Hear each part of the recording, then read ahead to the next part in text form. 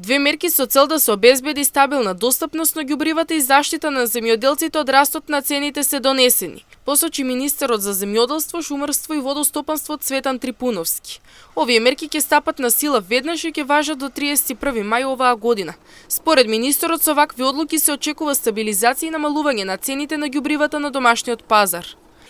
Со цел да се спречи растот на цените и да се помогне на земјоделците и домашното земјоделско производство, денеска на 166-та владина седница, владата донесе одлука каде што се ограничуваат маржата на цената на вештачките ѓубрива. Целта е да се обезбеди достапност на ѓубривата и да се заштитат земјоделците од растот на цените.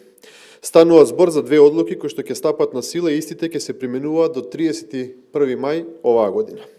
Првата одлука се однесува на сите правни и физички лица регистрирани за производство и трговија на големо и мало, кои произведуваат и продаваат неоргански ѓубрива, органски ѓубрива, органоминерални ѓубрива, биостимулатори, како и подобрувачи на својства на почва.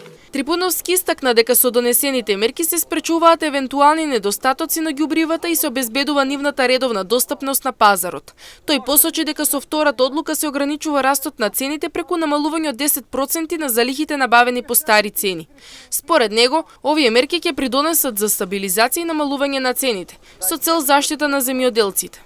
Целта на оваа одлука е да се спречи евентуалните недостатоци на пазарот и да се обезбеди редовна достапност на ѓубривата и да се заштитат земјоделците од неправилниот раст на цените.